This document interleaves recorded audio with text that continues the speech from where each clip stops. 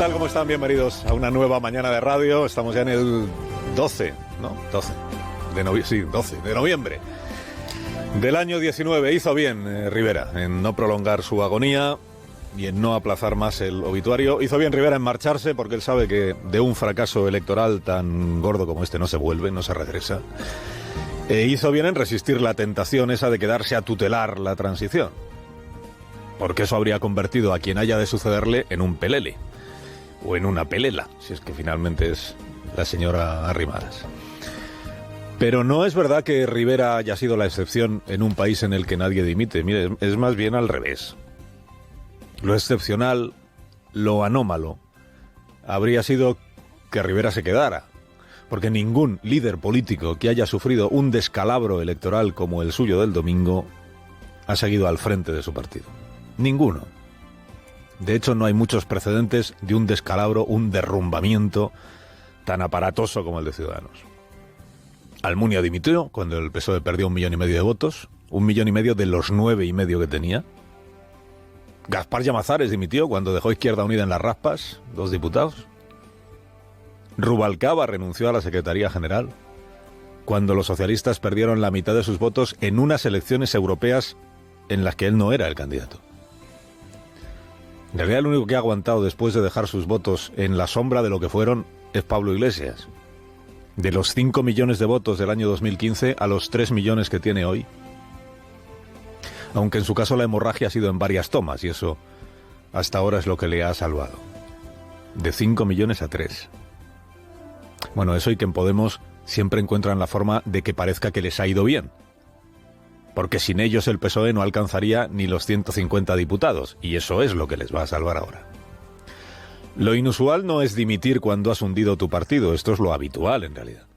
Lo inusual es irse del todo, irse de la política. Esto sí es excepcional. Abandonar la política y que no se te vuelva a ver el pelo por una institución, que es lo que ha anunciado Albert Rivera que va a hacer él. Y aún así tenemos otros ejemplos también muy recientes. Rubalcaba, que se volvió a la universidad.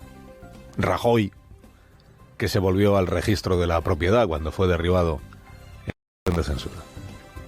Albert Rivera sigue los pasos que dieron ambos, pero con 20 años menos, porque creo que esta semana cumple 40. Nunca me he tapado la cara, nunca me he escondido, siempre he arriesgado y siempre he intentado ser valiente y coherente. Y por eso, precisamente, por todo lo que he hecho, lo que he sido y lo que vosotros, los que mis compañeros conocen de mí, saben de mí, dimito como presidente de Ciudadanos para que este proyecto, precisamente, en un congreso extraordinario, elija el futuro y el rumbo de este proyecto. Hay gente que puede pensar, muchos militantes y votantes de nuestro partido, que es injusto.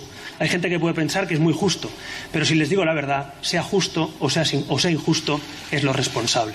Es lo responsable. No es exactamente que Albert Rivera se haya ido, es más bien que los votantes, yéndose ellos, le han echado. La moción de censura que encajó en las urnas el domingo fue tan demoledora que no había más camino que el que ha tomado, que es el de volverse a su casa. Porque Albert Rivera sabe que ha sido su planteamiento, que en aquel momento le pareció acertado, pues el que al final le ha pasado factura, el planteamiento un poco tacticista, ¿verdad?, de la política, una cierta sobreactuación en los últimos 6 meses, el desconcierto que generó a su propio electorado, a una parte de su electorado por los pactos con Vox nunca reconocidos, a otra parte de su electorado por ofrecerle un flotador a última hora al presidente Sánchez. En fin, todo eso explica seguramente el hundimiento.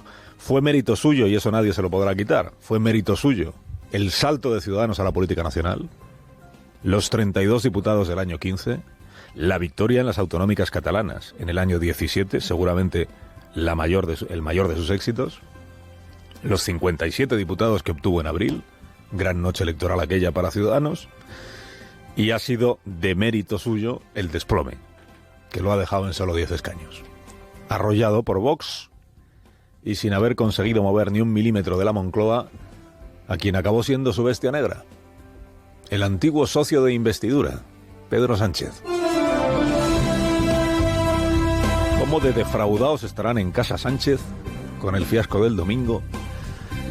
Que hasta José Luis Ábalos, que es un hombre cordial, pierde los nervios con la prensa. Y algo peor que eso, pierde el sentido de la realidad.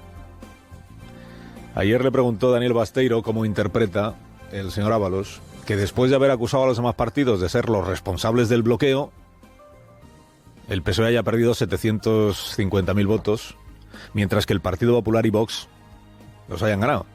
Han votado mal los ciudadanos. Es decir, ustedes llevan prácticamente desde julio diciendo que no quieren elecciones y que la culpa es de los demás. Entonces yo querría saber por qué pierden más de 700.000 votos y 3 escaños, mientras otros suben en un contexto de participación a la baja en votos y en escaños. Pero vamos a ver. ¿El Partido Socialista ha ganado las elecciones? Es que me está haciendo preguntas como si hubiéramos perdido las elecciones. ¿Nos pueden reconocer la victoria?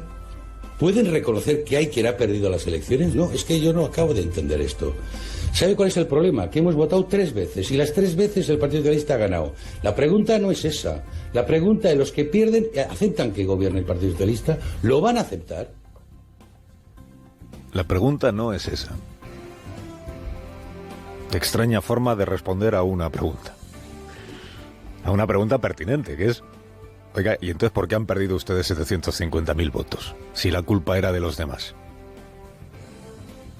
Solo en un estado de enajenación pasajera, que es lo que debió sufrir ayer el señor Ábalos, puede sostenerse que el Partido Socialista ha conseguido en estas elecciones frenar a la extrema derecha, como también dijo ayer. Pero había más... que no se ha cumplido. ¿Frenar a la ultraderecha? Sí, porque no ha sumado. Ah, pensé que han subido... Bueno, No, es que vamos a ver, la ultraderecha solo tenía una posibilidad de compartir gobierno, que es como ha hecho en Andalucía, como ha hecho en Murcia y Castilla y León. Sí, no me diga que no lo hemos frenado, porque el objetivo era que iban a sumar las 3. Negar la realidad. Vamos a ver, lo que pidió Pedro Sánchez a la sociedad española en estas nuevas elecciones fue más apoyo para él. Porque así traería la estabilidad a nuestro país.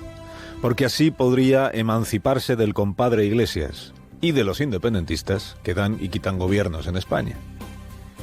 Eso era lo que Sánchez esperaba de los votantes. Y eso es lo que los votantes no le han dado. Más confianza, más escaños, un grupo parlamentario más numeroso, más nutrido, más sólido, para poder gobernar en solitario. En realidad en ninguno de los cálculos y en ninguna de las encuestas aparecía la victoria de la derecha sumando PP, Vox y Ciudadanos por ningún lado. Lo de frenar a la extrema derecha es un argumento que rescató a la desesperada el equipo de campaña del PSOE cuando vio que la campaña no estaba funcionando como en Moncloa pensaban que iba a funcionar. Esto de la alerta antifascista era de las elecciones de abril, no de estas. Votadme para que frene a la ultraderecha. Esto es muy reciente. Y lo que ha pasado después de ese llamamiento para frenar a la ultraderecha es que Abascal tiene 1 millón de votos más. Y que Sánchez tiene 750.000 votos menos.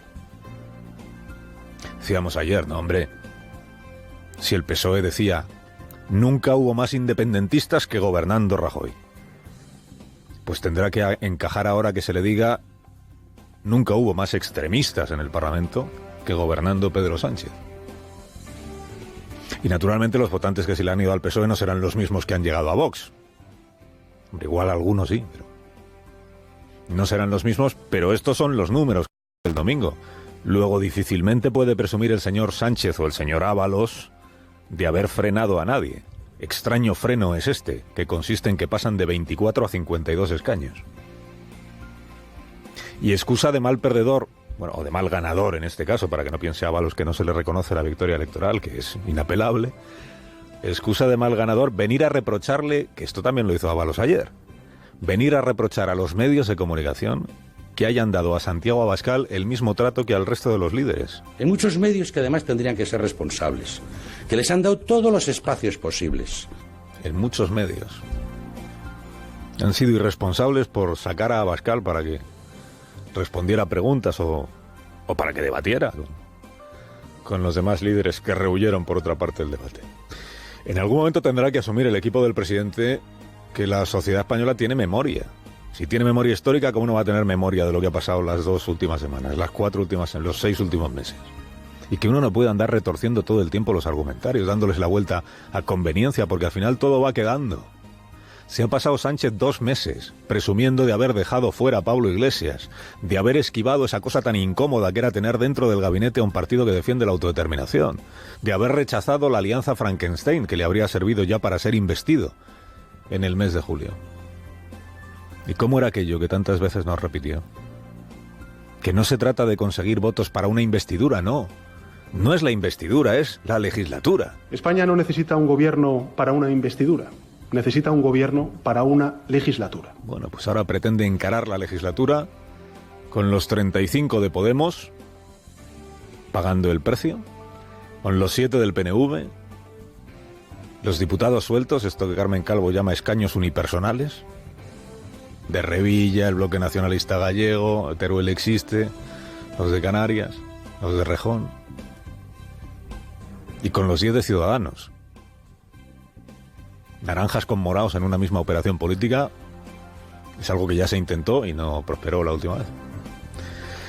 Tienen que ir haciendo ejercicios de garganta en el Palacio de la Moncloa para todas las palabras que van a tener que tragarse, las palabras pronunciadas en los 2 últimos meses. Bueno, en Moncloa, ¿qué esperan? Pues que el profeta Iglesias, menguado de nuevo, afloje en el precio y se dé por satisfecho con poner de vicepresidenta a Irene Montero. O sea, lo de julio, pero en noviembre y habiendo llevado España otra vez a las urnas. Carlos Alsina en Onda Cero.